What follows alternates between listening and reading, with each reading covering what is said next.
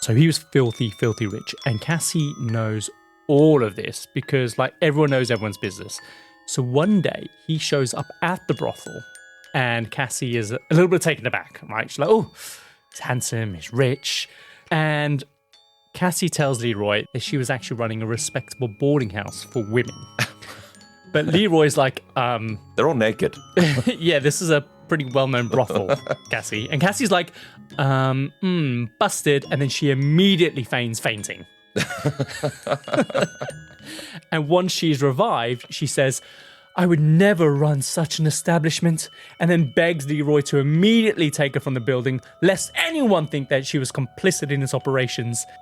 This is news to me. Yeah. Get me out of here. Yeah, I respect her. Going, I didn't know anything about this. What? And then, but one was she's dressed in like a bra and garters. Yes. I was just cleaning. Why am I dressed like this? She's like, huh, yeah, get us off me. What's happened?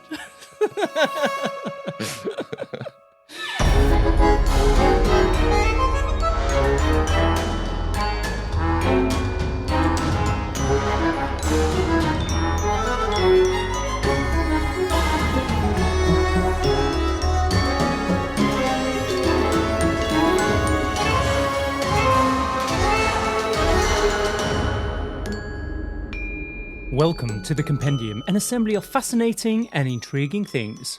We're a weekly variety podcast where each week I tell Adam Cox all about a topic I think he'll find both fascinating and intriguing. We dive into stories pulled from the darker corners of true crime, the annals of your old unread history books, and the who's who of extraordinary people. We give you just enough information to stand your ground at any social gathering. I'm your host this week, Kyle Reese.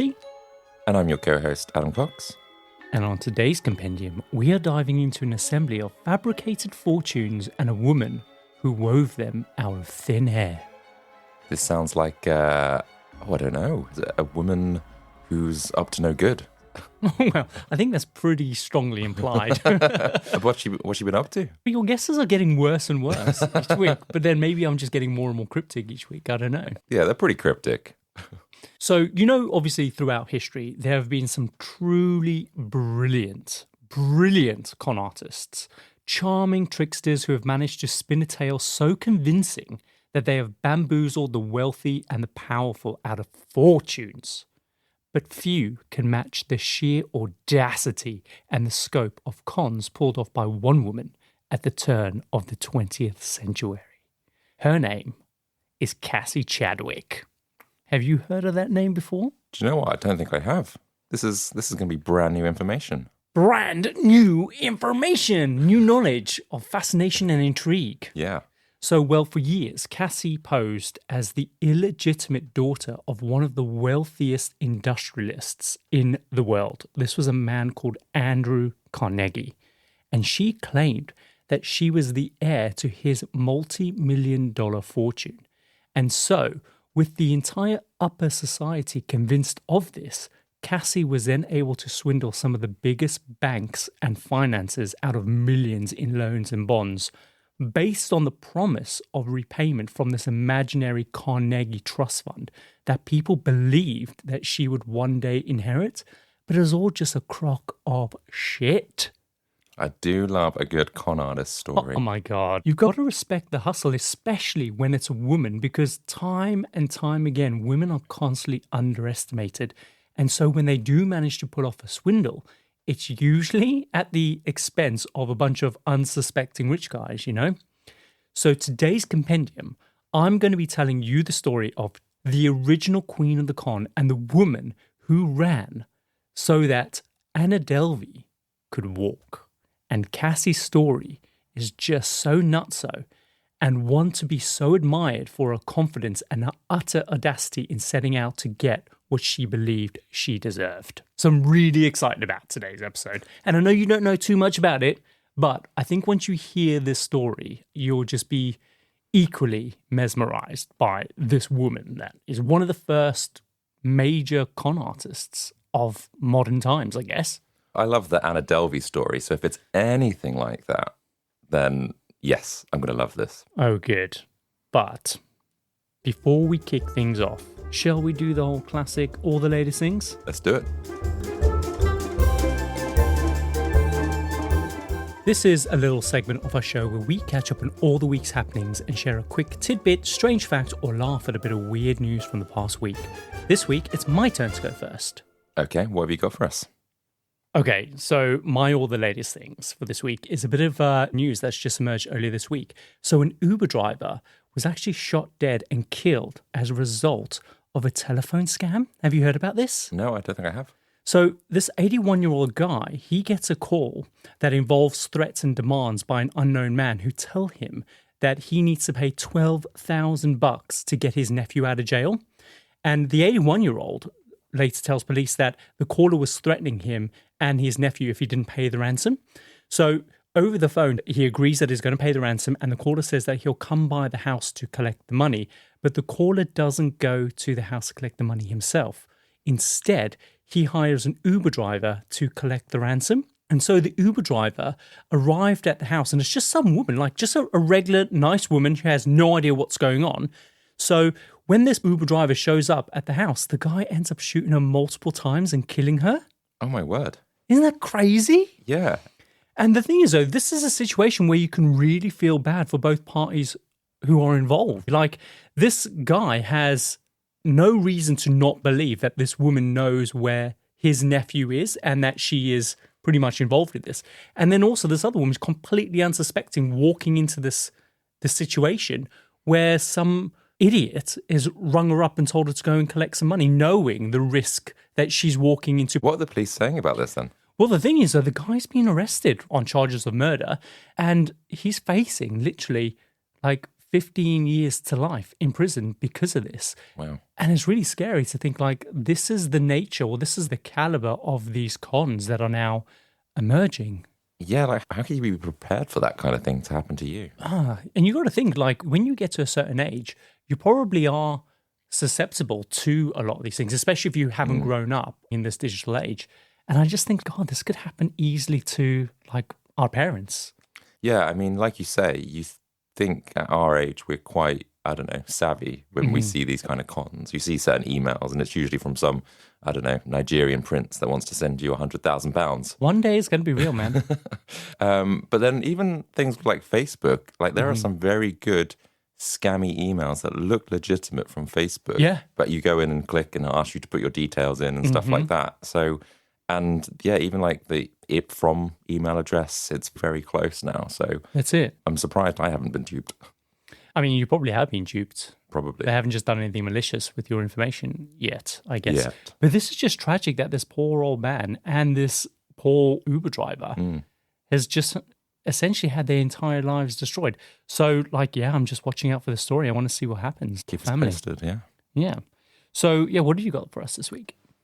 So my latest thing this week is all about daylight robbery.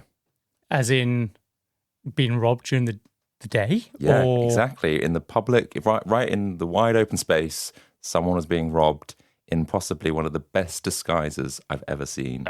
So this guy was expecting a delivery, either from like Amazon or whatever it was, and they left it on his doorstep. And so when he came home, he couldn't find it, but he had this notification to say something's been delivered. And I always thought Amazon, or if it's Every or whatever it might be, leaving a parcel on your doorstep, you've got to be quite trustworthy of your neighbours or the local people in your community, right? Not to your immediate neighbours, yeah. So what happened is he was like, do you know what?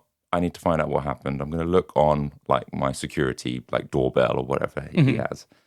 And he finds what appears to be someone dressed in a trash bag, What? waddling along up to his doorstep. And then his hand comes out and then scoops up the parcel that was left by the delivery driver on his doorstep underneath the trash bag and then just waddles off. I've got the video right here. Oh no, let me see. Yep, okay, playing, there's a trash bag. Yeah, shuffling along.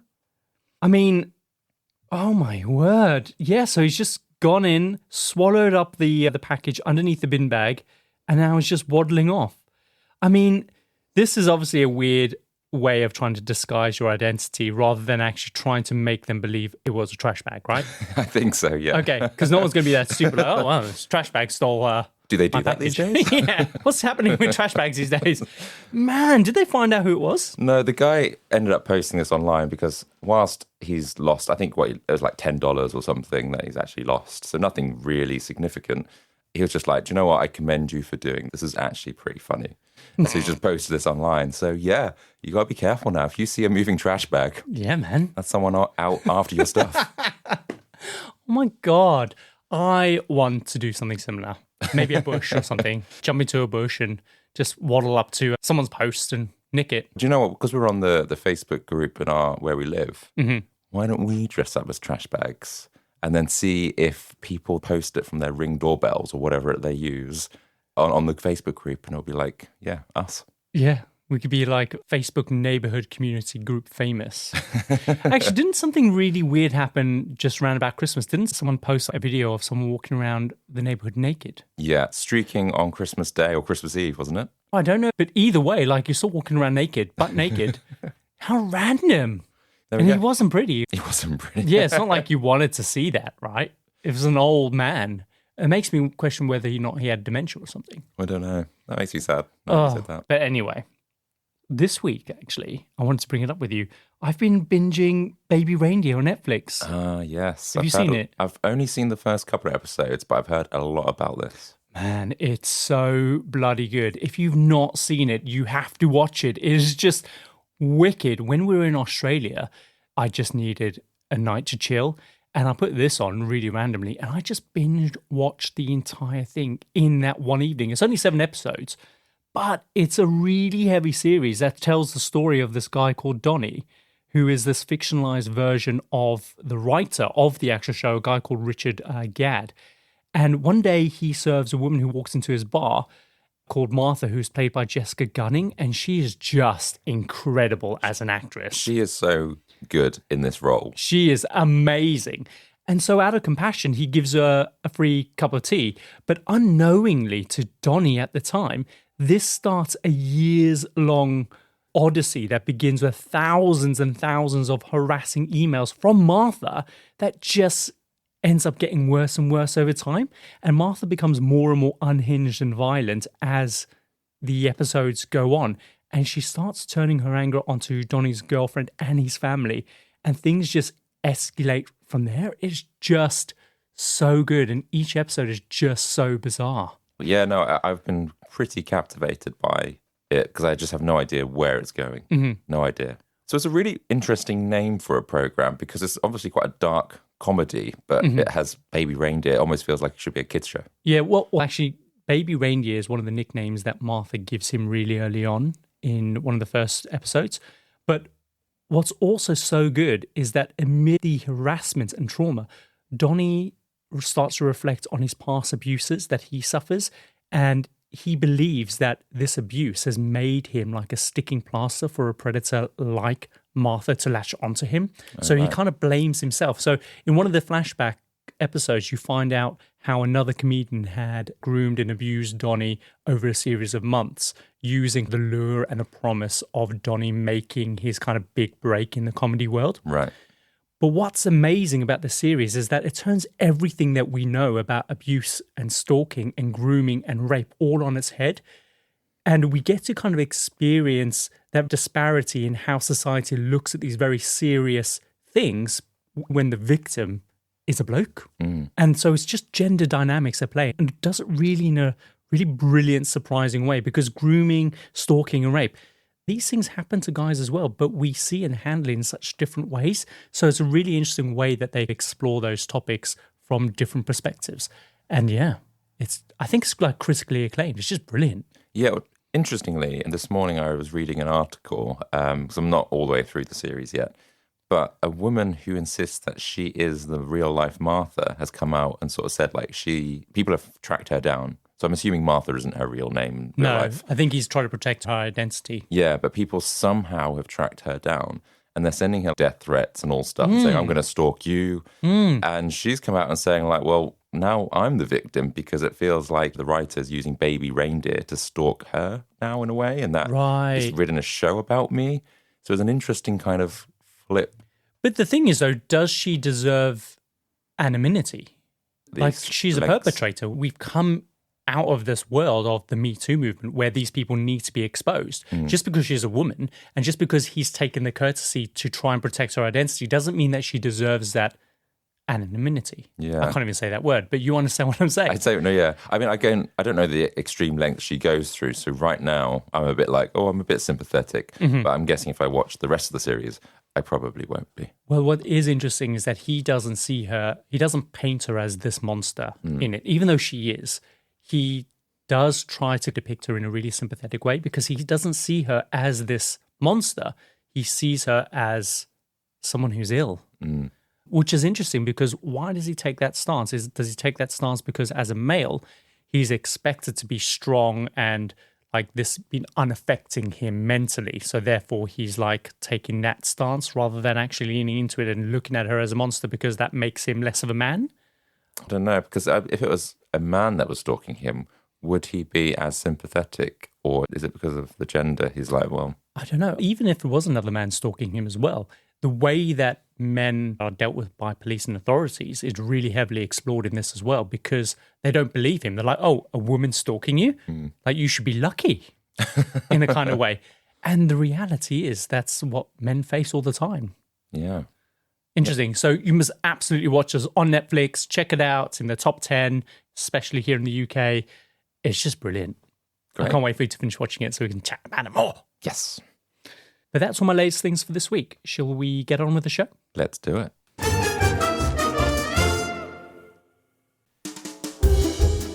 Hey, it's Kyle here. I've got a quick favour to ask you. If you enjoy listening to the Compendium podcast, there is one simple way that you can help show your support.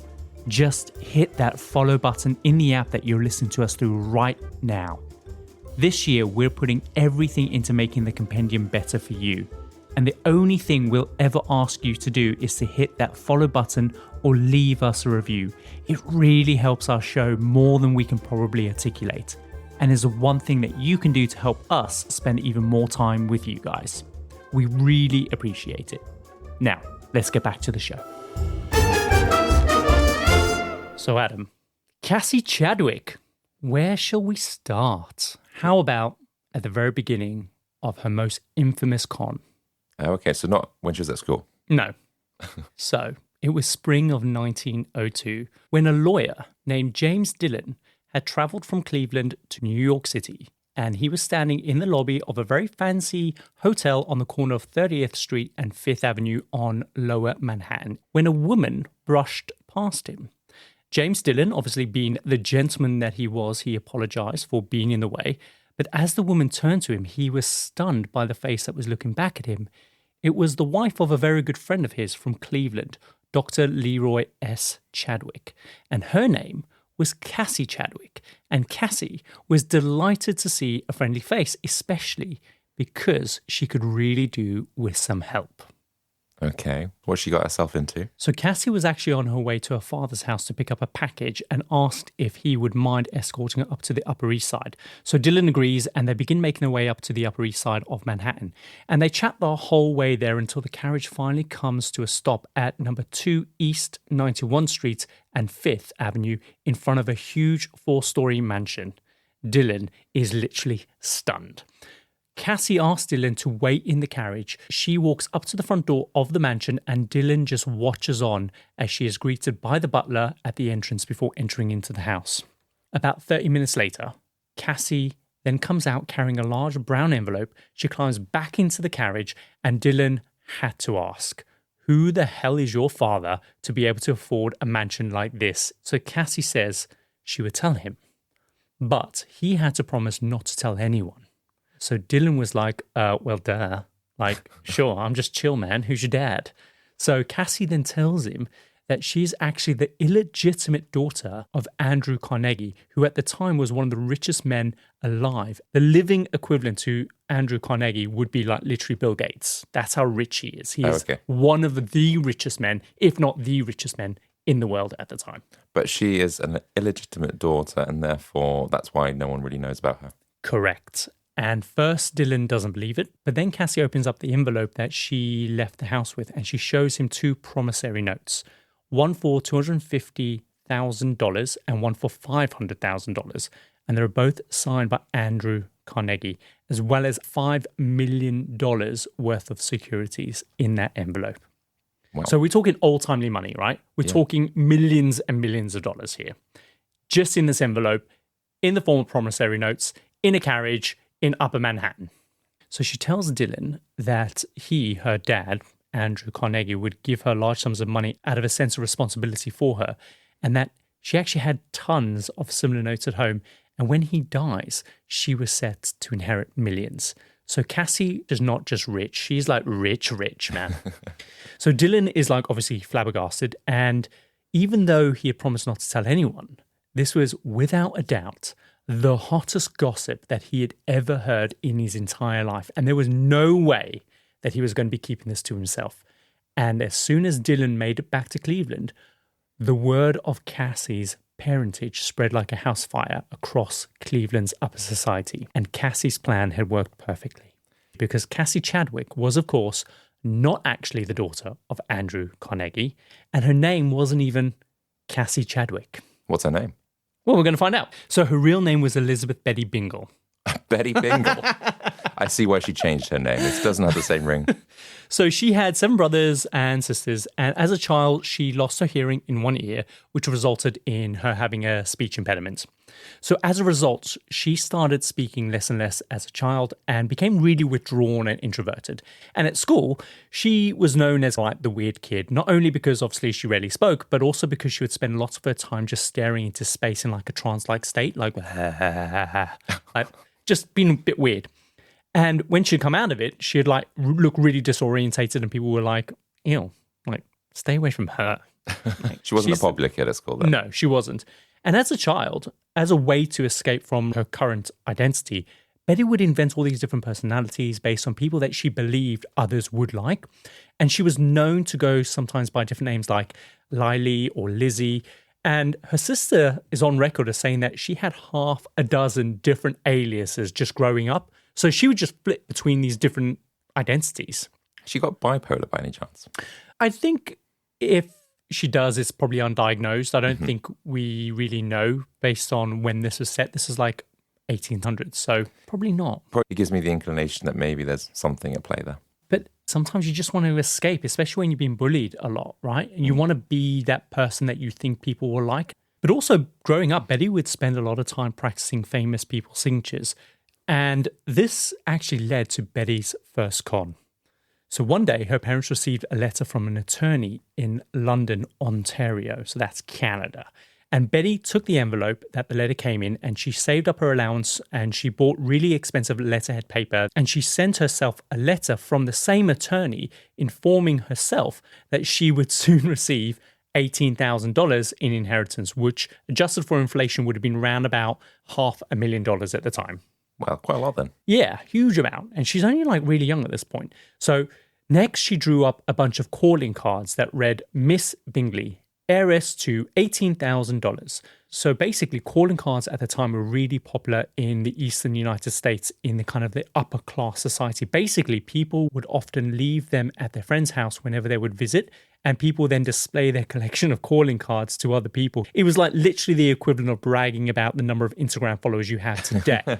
And of course, the more calling cards you had would then signify that you had a wide circle of friends, and what was written on them, like this message, was kind of a big brag to have, right? A calling card from an heiress. So now with her officially looking letter and these calling cards, she would use this to prove to shopkeepers that she was pretty much good for the money when she would go do some shopping. So she would write these checks for more than the amount of the shopping that she wanted to buy, and the shopkeepers would then give her the difference in cash. So it's like essentially cash back. Obviously, the checks were all fraudulent, but shopkeepers wouldn't find this out until much later on when they cashed the check and then it bounced. But this is her way of like buying a few things and then getting a bit of money extra on top of it. I see. Using her reputation as this heiress of $18,000 as kind of collateral, or to prove that she's good for the money, right? So eventually she does get busted, but none of the shopkeepers want to press charges against her. They even let her keep some of the purchases that she's made. And historians think that this might be because of like her age at the time. She was just 13, remember. But some also think that they just didn't want to draw attention to the fact that they were duped by a kid? I think it's that. Do you reckon? Yeah, because if you've been stolen, it doesn't matter who by, you want that money back, right? Correct. But at the same time, I also think that in that period of time, if you're 13 years old, you're going to the gallows. Yeah. Do you know what I mean? I don't know if they had rights for young kids or they were that lenient. I don't know. Yeah, fair point. So after this, a few years later, her father dies and her sister Alice agrees to let Betty live with them while their mother settles their father's affairs. So Betty moves to Ontario in Cleveland to live with her sister Alice and her new husband until Betty was able to kind of secure a job and find her own place to live. But while Alice and her husband are away on a trip to Canada, Betty just goes through all of their belongings, paintings, silverware, candlesticks, and she takes notes of all the value of all of their items. And she goes and uses this as collateral to secure a loan from the bank. And finally, when her sister comes back from the trip, they discover that she's remortgaged all of their furniture under the name of Mrs. Alice B. Basito. So how old is she at this point then? Maybe 16? So she was able to do that. So she tallied up all their belongings. Yeah. To get, conniving little bee. and she didn't have to give those belongings away. She just had to prove that she had this. Yeah, that's it. So Yeah. I guess she just had a note of everything that was in her sister's house and she impersonated her sister and then just remortgaged all of their furniture. Wow. I know. Security back then was pretty lax. I know. It's so easy to just pull off a con. I know. I'm going to go to the bank and say that I've got 10 million pounds that I'm just going to say, yeah. Well, you'll need a calling card. Yeah. Miss Adam Cox, heiress to $30 million. I can do that. And you'd like flitter your eyelids, Yeah, I can do that. show a little bit of cleavage, you know? Yeah, yeah. I'm so sorry. Look at my boobs. So her sister's got to be mad when she finds out. Oh, she's pissed. So she immediately kicks her out. But they don't pursue any charges against her. Why are people so nice to her? Yeah, it feels like, oh, you did bad. Just get out of the house, but we won't do anything Yeah, we're not else. going to report you to the police or chuck you in jail. I guess it's your sister as well, but come on. And is she going to let her keep the money? Well, actually, Alice ends up paying off most of the debt. Oh, okay. So I don't know. Either her sister is filthy rich and this is inconsequential to her, It's just an inconvenience. or she just really loves her sister, man. Oh, I mean, I don't love my sister that much. I'll throw my sister under a bus. Hi, Laura. So Betty is, of course, unremorseful. She moves to another neighborhood and she starts working on her next scam. She starts going by the name Lydia. And while she's under this new identity, she meets a man called Dr. Wallace S. Springsteen, who almost immediately falls in love with her, which is really surprising because people apparently describe her as really plain with a tight, unsmiling mouth. And she had apparently this really big nest of brown hair with these really super, super intense eyes, like scary, starey Like eyes. staring into the soul of men. Exactly. So it's her eyes that people tend to remember the most about her. And one news article described her as the lady of the hypnotic eye.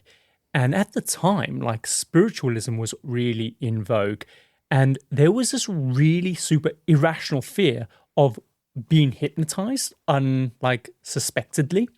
And people feared that Cassie or Lydia was actually going around hypnotizing people against her will just by looking at them. Wow. I don't know, but honestly, when you see pictures of her, to me, she just looks fine. Maybe my standards are a lot lower, I don't know, but she looks fine. She looks nice. She looks, yeah, she's okay. As far as a girl goes, I don't know. As far as Apart from the boobs. I imagine if this was a couple of hundred years ago, they probably would have thought she was a witch. And then she'd been burned at the stake. Yeah, possibly. Yeah, but, yeah. Yeah. Yeah. Instead, she's got creepy hypnotic powers. Yeah, lady of the hypnotic eye. But anyway, she meets Dr. Springsteen, who was a 40-year-old widowed physician from San Francisco. He proposes, and soon after they get married in December of 1883. Also, just to add, the thing that seals the deal for Wallace Springsteen at this moment in time, the reason why he proposes, is that he believes that she is the heiress to a large Irish estate. So she's going about telling people that she is still, after all these years, that she's rich and she's an heiress and she's got a huge fortune waiting for her. And all the proof that she's got is just these stupid calling cards or I don't pieces know of if paper. she even has that anymore. God knows how she's proving it now. Hypnotizing people. I don't know. Yeah, I just feel like she should be able to back up I don't know, some of this. Okay, you need to have at least nice dresses or some nice jewelry. She probably has all that. Like, you've got to walk the walk, right? You've got to talk the talk. She and definitely talk the talk. And if you keep up appearances, fake it till you make it. Like some of the greatest con artists out there have done exactly the same thing. Anna Delvey did the same thing. Fake it till you make it. Elizabeth Holmes did the same thing, right? Fake it till you make it. So I guess maybe that's what she's doing. If you embody that personality, or if you embody that persona, then people will believe it, I guess. So at their wedding, though, she refuses to pose for any photographs, but one reporter does manage to get one picture of her, and when that photograph circulates, she is soon recognised as the con artist that several shop owners had been looking for after she was found to be check-kiting, if you will. So they start coming by looking for their money, and Dr. Springsteen is outraged. He immediately files for divorce, pays off all of her debts, and I guess because he was just afraid of like how her debts would affect him personally, potentially. And then he just takes off, and that's it. And she just escaped prison or anything like that. All this time, she keeps getting by this goodwill or people not wanting to look stupid. She's just lucky. Or, again, it's the hypnotic eye or the hypnotic breasts. I don't know. Yeah, maybe she does have magical powers. I mean, it is the height of spiritualism at this point. Yeah. So it takes 3 months for their divorce to become legal. And by the end, Betty is richer than she was when she entered the marriage. And this is because she went around to a bunch of lawyers saying that her husband had promised her a $6,000 sum and asked each of the lawyers for a loan until she could get that money. And then she just bounced. That's so bold of her. I know. I'm surprised that not many people, like, it seems so easy. Yeah. Because you don't have to show any bank accounts or anything like that. And I'm surprised more people weren't doing this. Yeah, like I know there's not CCTV around or there's probably not the same communication if she's moving towns to kind of disappear. But still. I wonder if it was more of a case that people just didn't know how to do it. Do you know what I mean? Like how to go to these different lawyers asking for all the money. Yeah. I don't know. It's weird. And maybe people just didn't expect just a young woman to be able to pull this off. God forbid. This is what makes the story so brilliant, is that the fact that she is a woman. This is why I love a female con story. Women are always underestimated. Yeah, but actually, they're conniving. After this, Betty decides that she needs a change, and she moves to Erie, which is just further up the coast from Cleveland. And she reinvents herself from Lydia Springsteen into Madame Maisie Rosa, and she moves in and out of different boarding houses. And she tells people she was the niece of a famous Civil War general, and that she had suffered from like a mysterious illness where her gums would often bleed. So it sounds like the bitch has got gingivitis. Yeah, it's like, I just haven't been clean my teeth. Yeah, maybe clean your teeth, then they'll be fine. But anyway, people end up feeling sorry for her. So based on this, she would then ask for a loan so that she could get back to Cleveland to kind of like pay for some kind of medical intervention. Basically, the bitch invented GoFundMe. She should have patented that. She should have. Later, obviously, when they would write asking for her to repay the money from the loans, she would send them letters saying that she died. What? I was like, what? But not only Not that. from herself, I'm assuming. I have now died. Nobody's here. Yeah, so she would write back saying that she had died, and she even included like a lovely eulogy for herself that she had obviously written. I can't find that eulogy anywhere, but I just know it would have been amazing. So next she becomes Madame La Rose, and she is a clairvoyant. Why is she going with like the French kind of style now, Madame? I don't know. I guess it's sexier. Maybe the French accent gets people all worked up. Yeah, that sounds more wealthy, I guess. Madame. So she opens up a shop in Cleveland where she would obviously provide psychic services as a clairvoyant. And it's during this time where she would end up marrying 2 of her clients. The first one was a farmer. That didn't last long. It's not really important. But the second was a businessman named C.L. Hoover. And together they have a son called Emil, who is sent to be raised by her parents in Canada. And in 1888, Hoover pops his clogs and he leaves his entire estate to Cassie. It's a whopping $50,000. So finally, she's actually rich. She's actually got some money. I mean, it's only $50,000, but I guess, to be fair, $18,000 fortune when she was a kid was like worth like... Yeah, so she must be on a couple of mil now, right? Yeah, so I guess he was quite wealthy. So after that, she then decides that she needs another change and she moves to Toledo, where she becomes Madame Lydia de Vere. Also, she's a clairvoyant, and her house was described as being magnificently furnished. She told people various stories about where she got her fortune from, and these stories ranged from things like she was the niece of Ulysses S. Grant, who was, of course, the US president in that era, or that she was the daughter of a British general. So she just spouts a lot of nonsense. You've got to keep track of who you're telling what, right? And especially if she's like telling them concurrently.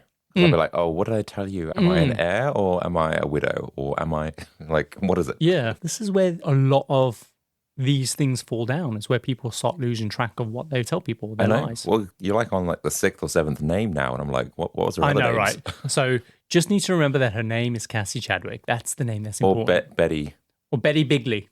Betty Elizabeth Bigley. So around about this time, she's about 30 years old. And one of her clients was a man named Joseph Lamb, who had paid her $10,000 to be his financial advisor. And he was also madly in love with her. And after all of this kicked off, he would later claim that she actually hypnotized him, and that's why he gave her the money. But it gets worse because like they fall down a bit of a rabbit hole. So Lamb was described as being a very nice guy. He was 42 years old. He had a wife. He had 5 kids. And he was also the manager of the United States Express Company in Toledo. Now, Lydia started asking him to loan her money, which became kind of like a frequent thing. And he only did this because he was led to believe that she had this kind of annual income from kind of her late wealthy husband in England.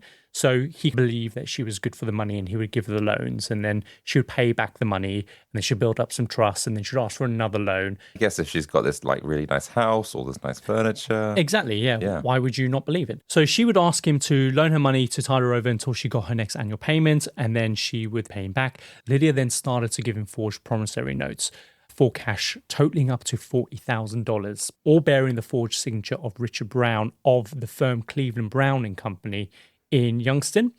And because Lamb was well known and well trusted across Toledo, they would often just cash these promissory notes, no questions, no problem, no issue. This is just a fancy IOU note.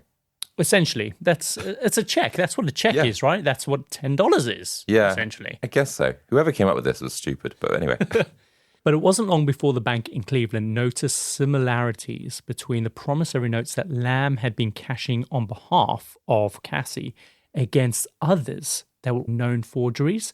And so this kicked off an investigation, and soon both Betty and Lamb were arrested and both went to trial on multiple charges of forgery. So she's been busted. Wow. Lamb's defense was that he'd cashed the forged promissory notes, but he only did it because Lydia de Vere had hypnotized him. And get this, it worked because the jury acquitted him of all charges, but he did lose his job though. That's a crazy that people have, well, like you say, it's a different time and that's what people believed. But that does seem like everyone's get out of jail card right now. She hypnotized me. I wonder where that came from. Was it just one person's account and then people just ran with it? I don't know. I guess so. Because when you look at the pictures of her, she just looks fine. And I think people just think that avoids any kind of responsibility that they had any control. Yeah. So he loses his job and he just ends up spending the rest of his life making brooms and selling them door to door before dying of a heart attack just a few years later. Oh, so she kind of he lost everything. Screwed up his life. Yeah. So Lydia de Vere was convicted and sentenced to 9.5 years in prison, where she continued faking her clairvoyant powers in prison. So legend has it that she told a warden that he was going to lose $5,000 in a business deal and then later died from cancer. And according to sources, both of those things actually happened. So maybe she was dabbling in the dark arts for real. But then sometimes if someone like says something's going to happen to you, if you make it kind of fit your reality it's a little bit. What do you call it? It's like a self-fulfilling prophecy, I guess. Yeah. And the thing is, though, what we have to remember about the story as well is that it's really old. So it's been retold and retold so many different times. So when actually researching the story, it was difficult to kind of wade through some of the urban legends because it's such an old story, but it's really entertaining and still cements itself as kind of the first true female con artist story, you know? Yeah. And the thing is, they say that when she was in prison, she was super charismatic. And she ended up making a lot of friends who all started a letter writing campaign to the parole board saying that she was like a model inmate. And so in 1893, after just serving 3.5 years, they authorized her to be released. I've never heard that ever happen, that the inmates have then gone, oh no, you should free this person. Like, you're me. the people we shouldn't trust. Yeah. No, so she did make some friends with the wardens. Mm-hmm. So it was them who was kind of writing the letters as well. So it was coming from some trusted sources. I would like a take on her time in prison, but done in Orange is the New Black. I think that would be like, I don't know, a period prison drama. A period prison drama. Are we allowed to say that? I don't know. But of course, in order to secure her release, she had to first line up some work, and miraculously, Lydia de Vere had a letter from her sister, a woman called Alice, stating that she had agreed to give her some employment. Right. So obviously the letter was faked, right? Just another fake letter for her. Just another fake letter.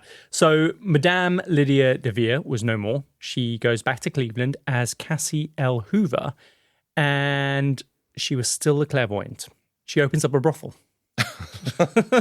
What does any woman do at this point in their life? Open up a brothel. Midlife crisis. So this is where she meets her next husband, who is a wealthy widower named Dr. Leroy Chadwick. Okay. This is where she gets her name.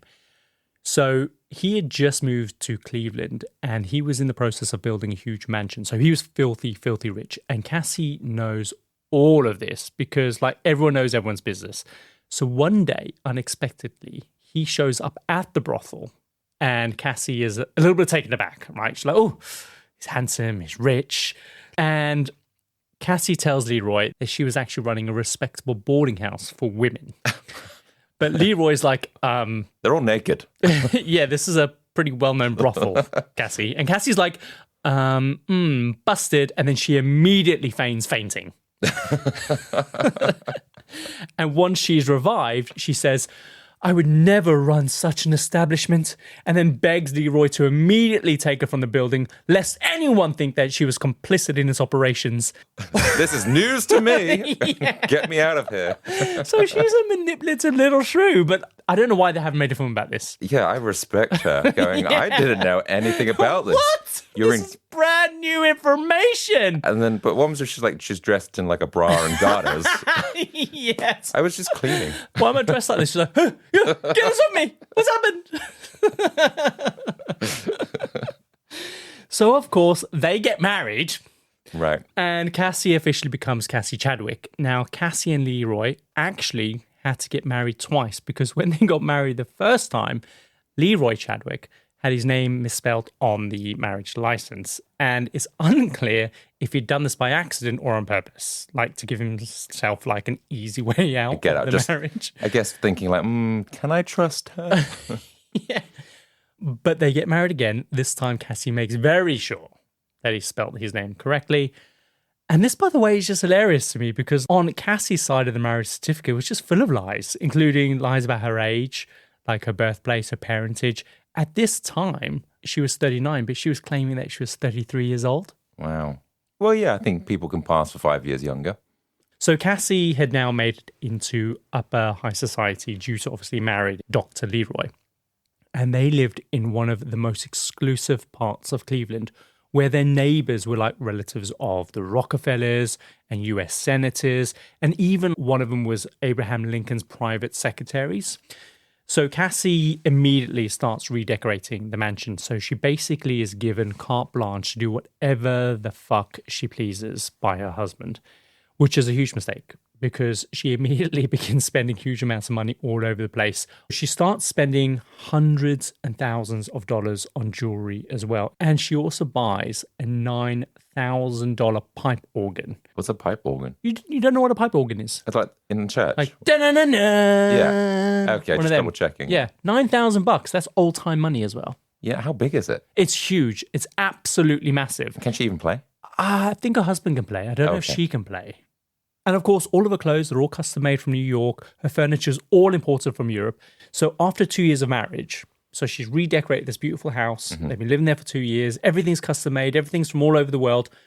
On Christmas Eve, while they're attending a party, Cassie arranges for a ton of moving men and decorators to roll up to the house. And unbeknownst to her husband, she has the entire mansion redecorated in one evening.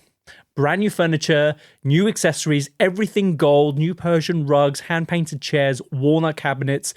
All this happens in just a few hours.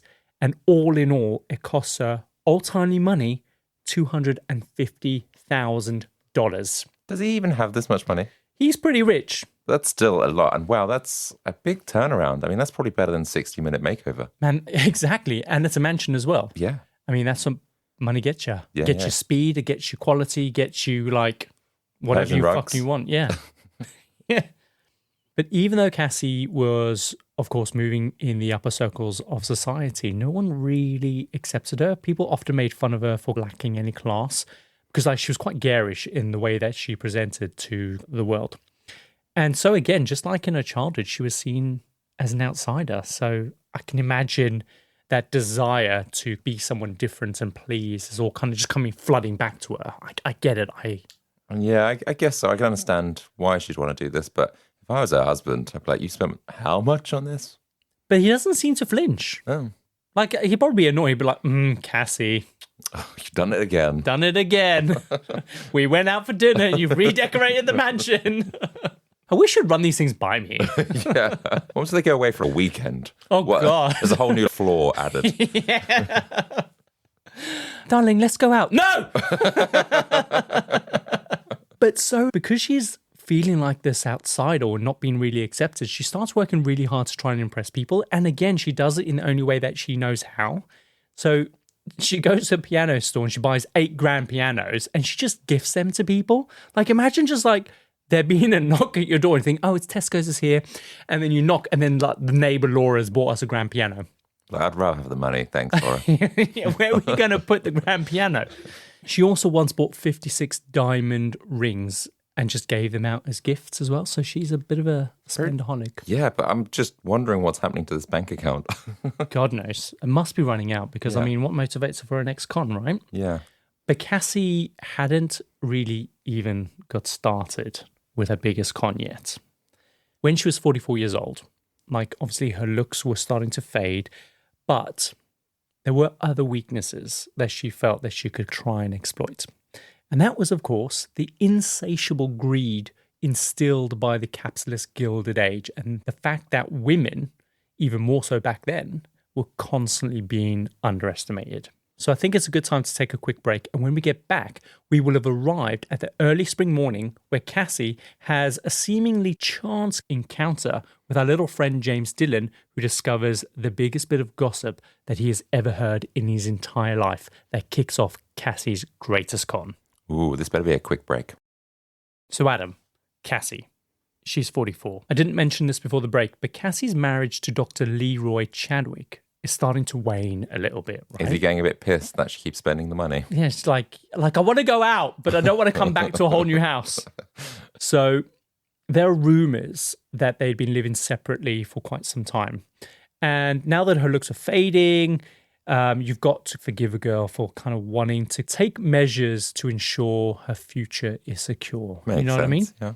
And this brings us to Cassie's little run-in with James Dillon on a trip to New York, where she accidentally bumps into an old friend of her husband's, of course, James Dillon, and asks him to escort her up to her father's mansion. Here, Dillon watches her go into the house, returning 30 minutes later to tell him that she's the illegitimate daughter of Andrew Carnegie, showing him promissory notes to prove it. And bam, her plan is now set into motion. So what had she actually been doing in Andrew Carnegie's house for those 30 minutes that she was away? I was wondering this, like, how was she allowed in? So I'm going to tell you. Okay. So when Cassie got out of the carriage and she rang the doorbell, she ended up speaking to the housekeeper under the guise of wanting to check a reference for a maid named Hilda Schmidt that she was looking to hire. So the housekeeper said that she'd obviously never heard of someone by that name because, of course, Linda Schmidt was entirely made up by Cassie. But Cassie drags the conversation out as long as she can, saying, "Are you sure?" Giving her like a detailed description of Hilda. Like, she's blonde, she's yay high, no sense of personal space, kind of smells like chicken, looks like a potato. Did she really say that? No, that's a quote from Friends. Oh, I didn't know. That's when Rachel says, "That's my Grammy." Yeah. Kind of looks like a potato. Spuds. So finally, when she felt like enough time had passed, Cassie apologizes for the inconvenience. She thanks the housekeeper for her time, and then she leaves, taking out that brown envelope from her coat with the forged promissory notes. So everything had gone exactly as she had planned. And on Cassie's part, choosing Andrew Carnegie as her fake father was actually a super smart move, because he was known to be this very strange, very private, very obviously rich kind of like historical magnate. So because of his reputation, no one was going to go up to him outright and ask him if he had fathered an illegitimate daughter 44 years ago. Sure. Like, no one's checking that shit, man. Yeah. So Andrew Carnegie's secretive nature is what made her scam work flawlessly. And within a few weeks of her trip to New York, the entire city of Cleveland believed that Dr. Leroy Chadwick was actually married to the daughter of Andrew Carnegie, and that she wasn't just rich, she was fucking rich. So does this make her husband go, okay, maybe we should make another go of things? Well, the thing is, though, there is speculation that her husband might have been in on this. Oh. So how does this get her to her biggest con ever? So Cassie starts using this belief that she was Andrew Carnegie's illegitimate daughter to her advantage, and she starts taking out several loans across a bunch of different banks, repaying the first loan with the money that she gets from the second loan, and so on and so forth. Mm-hmm. She decides that her base of operations was going to be the Wade Park Bank, where a man named Erie Reynolds was the director of the bank. Now, Cassie's plan was to first try and convince Erie Reynolds that the envelope of Caledonian Railway bonds that she'd brought back from New York, signed by Carnegie, worth $5 million, was in fact real. And the thing is, though, it was an easy sell, of course, thanks to Dylan, because he'd already heard the rumor circulating around that she was in fact the illegitimate daughter of the famous steel magnate Andrew Carnegie. Mm-hmm. He also knew her husband was already a wealthy man, and he had also seen Cassie depositing and withdrawing huge sums of money over the years anyway. So it wasn't like it was some random off the street coming into the bank claiming to be the holder of like $5 million worth of bonds. So he is really easily convinced by the authenticity of the bonds. And because he is convinced, they then have the conversation about where these bonds are going to be stored. And he then agrees to store the bonds at his bank. Right, okay. Which is a big deal. It's the same as treat these bonds as cash. It's the equivalent of cash. Why would a bank manager not want you to deposit your $1 million with his bank? Yeah, and I guess she's like a VIP customer. You want them on board. Exactly. So then Erie writes out a receipt for the transaction. However, the receipt doesn't typically have the actual value of the bonds on them. It's just not something that's done. But this was going to be really important to Cassie that the value appeared on the receipt. So she convinces Erie to include the value, saying that in the event that she dies, she wanted her heirs to know exactly how much was entrusted to them. So now Cassie has this receipt from an official director of a bank. And through his connections within the banking circle, other bankers now also knew that she wasn't just rich. She was rich. She was rich. So next, Cassie starts jumping from bank to bank. She's taking out small loans using the receipt as proof that she obviously had $5 million worth of bonds locked up in another local bank. And the first bank that she went to was the Citizens National Bank, where she spoke to the president, who was a guy called Charles T. Beckwith. At first, she took out several small loans, around $5,000, and the largest was like $75,000, all of which she would pay back almost immediately when they were due, which further just ended up gaining that trust. So you can see what she's doing, right? Yeah, she's presenting as a rich person. She has got some wealth, right? And she is gaining this trust by taking out these small loans, showing that she's able to pay back the money on time, that she's not defaulting on these loans. And it then just becomes BAU as normal, right? It's like when she then finally asks for a larger sum, it's not that large anymore because previously she took out a loan for $75,000. And yes, that's a big amount, but she paid it back. Fine. So she can then get, more and more money. $100,000. To them, it's not a huge amount of money, even though it is serious amounts of money. Yeah. So this is how she's doing it. She's kind of stepping up in tiers, in layers. This is steps. Had anyone done this up until this point, or is she one of the first? I am just shocked that no one has. I would totally be all over that like rash, man.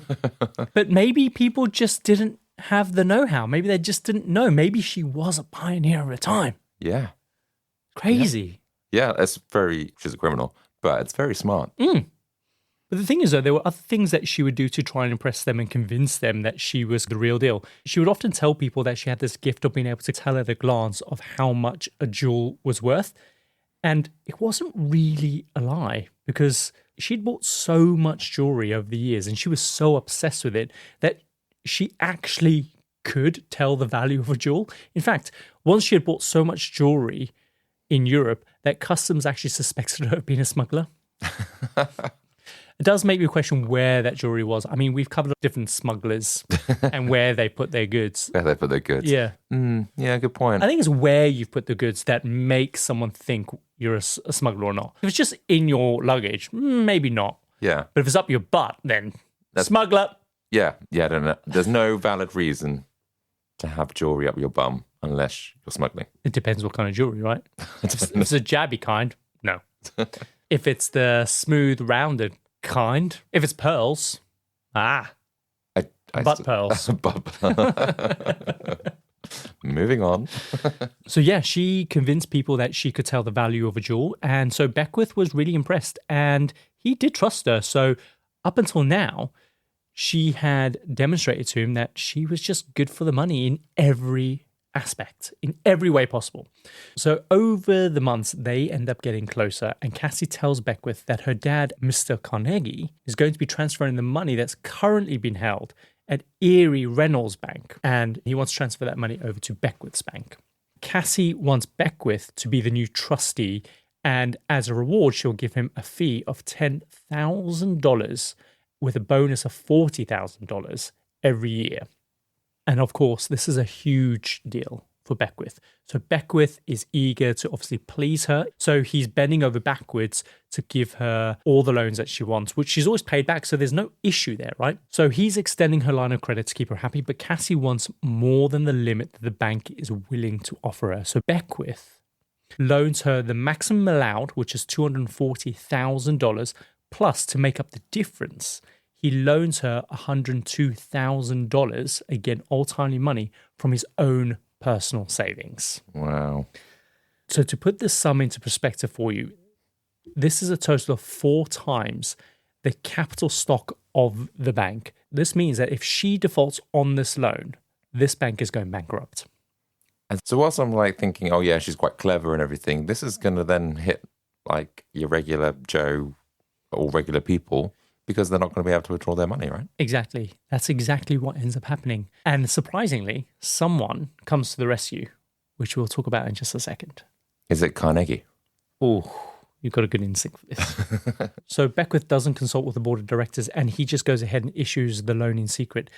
And because he's obviously, again, like I said, totally convinced that Cassie would come through on everything that she's promised, because up until this point, she has done every single time. But of course, she doesn't. And Beckwith waits and he waits and he waits and he never receives the transfer for the bonds from Erie's bank over to his bank. And he never receives any payments against any of the money that he's just loaned her. He's given her the biggest loan of his life and more than the capital of the bank, and she pays nothing back. And I can't believe he's used his own money I know. as well. I bet he feels so stupid. I can just imagine him like sitting there because... Yeah, how are you waiting? I guess waiting for her or someone to come into the bank? I mean, he's chasing her. Like every time he chases her up, she's just filled with excuses. Every time he drops by to visit, she just had another reason why she couldn't pay or make the transfer. She told him that her estate was being handled by 2 lawyers in New York, who she said paid her $750,000 a year from her estate. But because the money was split into 2 payments, she just needed to wait for that money to come in. And then once that money did come in, then she'd be able to make the payments. Wow, she really is the original Anna Delvey in this sense, because she was always like that, going, oh, my money's been tied up, or I'll send you a wire. I'll send you a wire. Yeah. I just love Anna Delvey. Yeah, I believe the audacity of this woman, but The audacity is there. It's brilliant. So Beckwith tries to get in contact with the lawyer in New York, but he can't locate him. He begins to suspect that maybe, just maybe, the lawyer doesn't exist. I wonder how long it took him to get to that conclusion. So he is pissed. So he goes to see Cassie along with 2 of the directors from the bank. When he gets there, Cassie just so happens to be being visited by her attorney, a guy called Edmund Powers, who convinces Beckwith that all the arrangements had been complete and the loan was ready to be repaid and that the money would arrive the following day. Wow. So the 2 directors that were with, obviously, Beckwith, they're like, thank fuck. But Beckwith wasn't buying the story because, of course, he's just gone through like the last year or so with no money being paid. Yeah, a long time. Like it'd almost been 2 years, I believe, at this point. And this guy that came in to corroborate her story, who is he exactly? That's the thing. Who was he? Because we don't hear about him anymore. And he certainly was not the lawyer. So he's an actor for hire. Yeah. So can you just imagine the stress that this poor guy Beckwith must be under? Like, remember, this loan was not approved by the bank. And on top of this, he had loaned her $102,000 of his own personal savings. I would literally be dying. And to go through that for 2 years... Yeah, and how is the bank operating? Like, if they've loaned out all that money? Well, exactly. Like, also defaulting on this loan literally means that the bank is going to go bankrupt. So they currently don't really know. They haven't done an audit yet to evaluate how much capital they've got in the bank.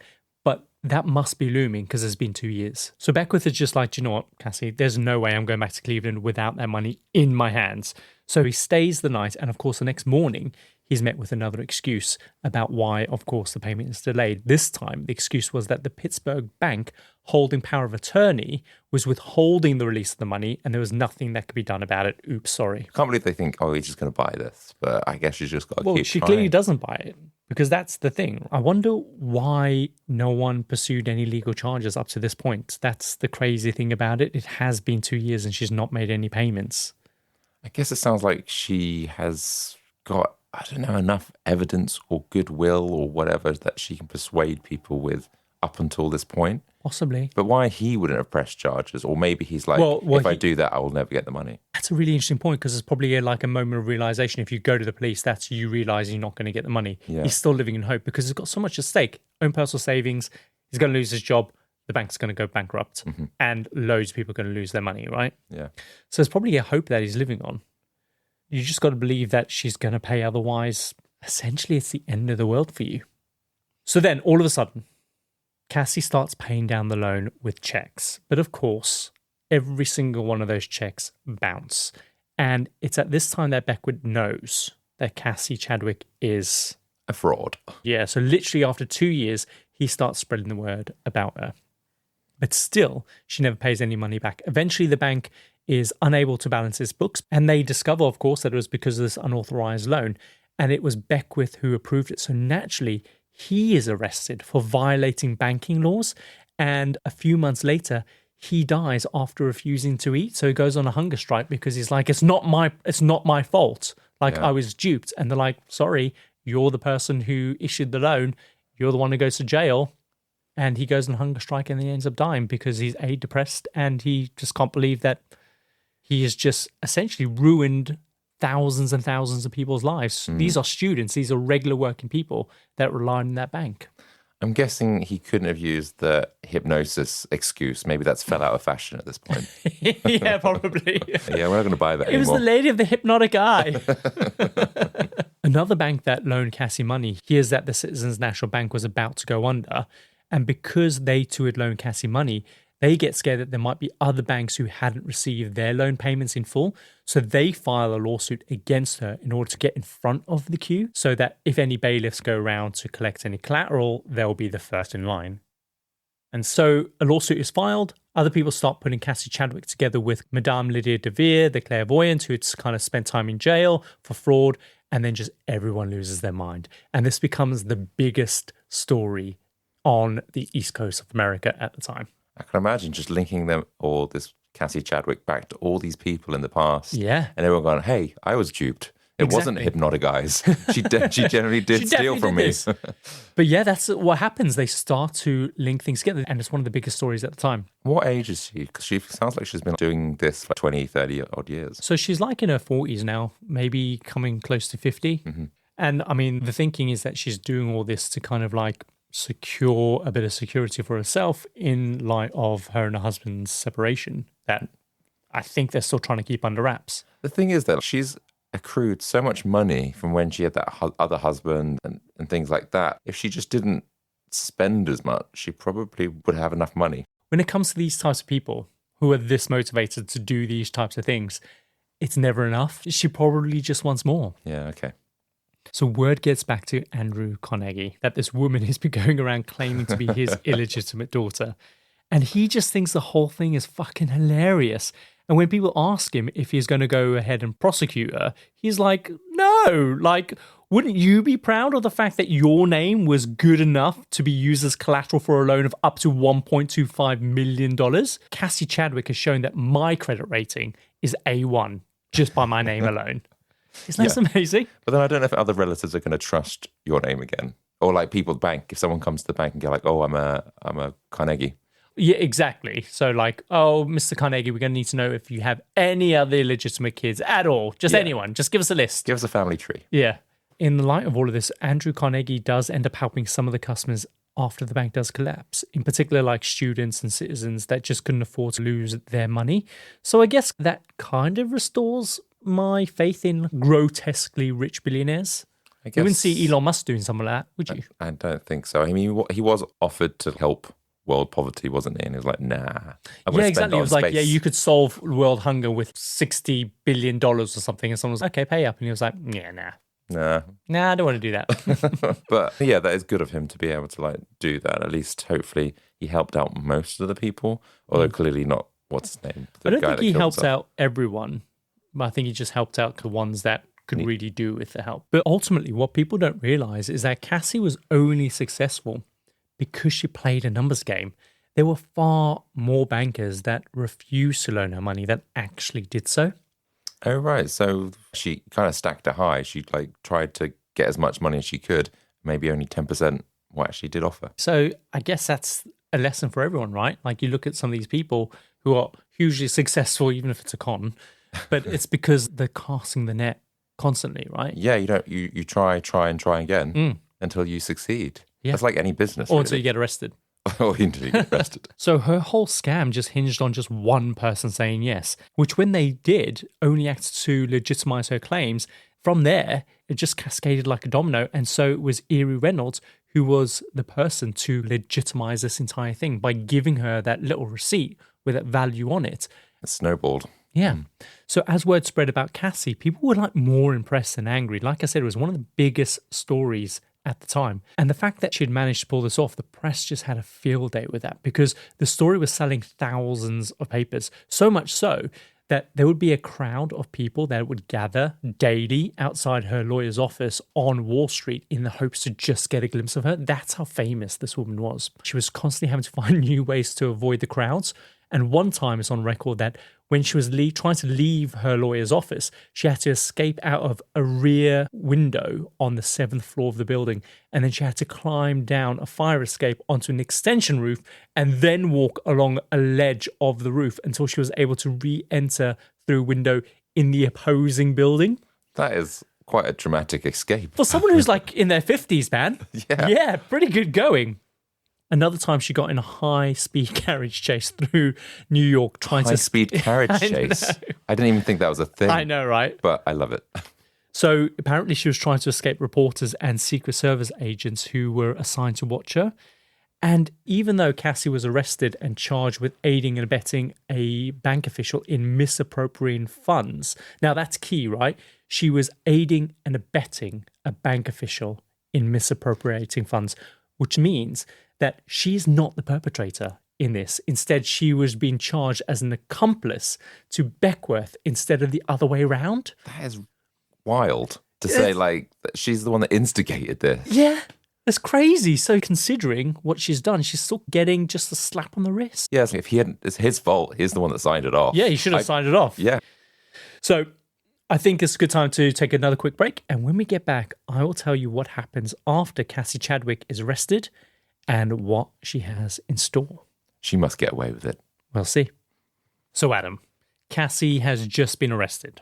Not as a perpetrator, but as an accomplice to Beckworth's crimes, which is just completely mad to me. She is immediately sent to jail. And it's on record that apparently she knew this day was coming because before she was arrested, she was using her son Emil as a mule to transport a bunch of her cash and jewelry to kind of Ohio. What, to get out of the... Just get out of the country because you don't want that to be taken away from you, right? Yeah, so if she does get out, then she's got a grand piano somewhere. Can you imagine smuggling a grand piano down your trousers as a 9-year-old boy? It's crazy, man. I don't think that's even possible. So Cassie's bail is set so high that she can't afford it, so she has to stay in jail. But she tells everyone that wasn't true and that actually she chose not to post bail because it was the only way that she could escape from all the annoying crowds and reporters desperate to get a glimpse of her. She was saving face. So she is really leaning into this now, right? She loves this. Everyone wants a piece of me. Everyone wants me. I am a kid. So as for her husband, obviously Dr. Chadwick, actually he didn't give a shit at all. He had pissed off to Europe, just kind of like bouncing from place to place. And he didn't care that she'd been arrested, not one bit. And I guess he was, in a way, glad to just be away from her. I guess their relationship had deteriorated over the years. There were reports, obviously, that they'd been separated for several years. So Cassie was just out there hustling because I guess her future was just uncertain, I guess. Could she not lay claim, and I don't know what the laws were back then, because of women's rights probably weren't as great, but could she not lay claim to any of his fortune if they divorced or get half of? It's a good question. I guess she must get something, right? And it sounds like she's a person that wants to support herself. She doesn't want to rely on other people. No. It's an interesting case. She's an interesting person. But according to some people, like Dr. Chadwick apparently knew about Cassie's shenanigans this whole time. People even speculated that he was directly involved. So much so that he is eventually indicted along with Cassie on forgery charges, which resulted in their entire house being seized and everything being sold at auction with all of their belongings. So he does get busted. Really? And a lot of people do genuinely believe, even though that he denies it up until obviously the day he dies, that he was involved this entire time. I guess, could he... Yeah, there's two ways of looking at it. One, he wasn't involved whatsoever and he obviously he suffered alongside her.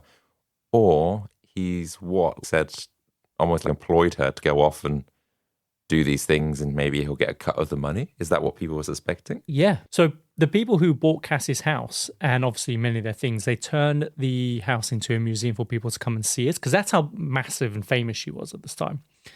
And like it was chock-a-block after they opened and the story was so widely popular across the USA.